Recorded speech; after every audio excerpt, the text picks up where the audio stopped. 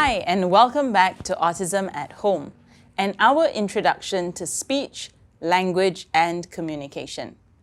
The first strategy towards encouraging more speech today is to use just one language first. Now, I understand there are a lot of different perspectives in the autism world on whether to use one language or multiple languages.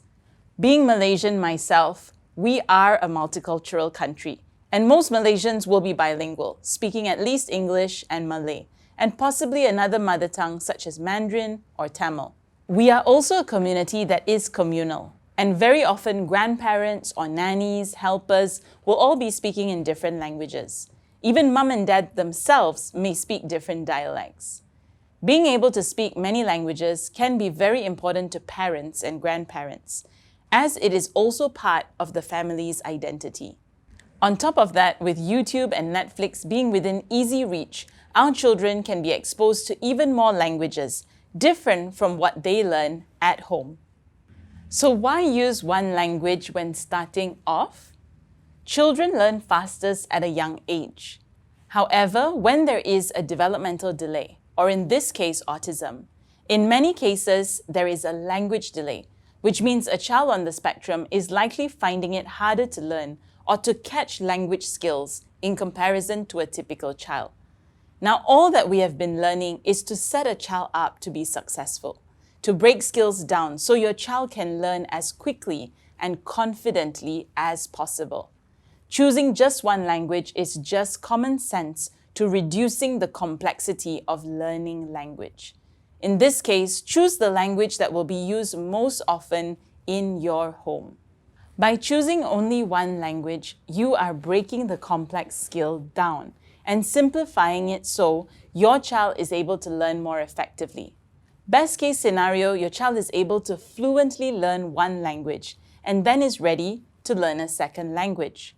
However, if you were to choose to continue exposing your child to multiple languages, it is more likely that your child may learn a few words from one language and a few words from another language, but could possibly become confused, and this may contribute to the delay. As parents, this is a decision for you to make. With early intervention, there is only a window of opportunity for a child to learn as rapidly as possible, and so we need to make the best choices to give each child the best fighting chance to catch up. Pop quiz. Oscar lives at home with his mom and dad. Mom speaks English as her first language, while dad speaks Malay. Both parents speak English to each other. Which language should Oscar learn first? English, Malay, or both? Correct. Bilingual families are becoming more and more common nowadays, which can make it hard to pick one to prioritize first. Ideally, start with the language your child will use most commonly at home. What if you come from a bilingual family, but live in a community where the main language is different? For example, if you speak Mandarin and Cantonese at home, but live in a country where English is used in schools. There is some case study research of families living in these circumstances that have decided to use the mainstream language, although it is neither of the parents' native languages. There can be pros and cons.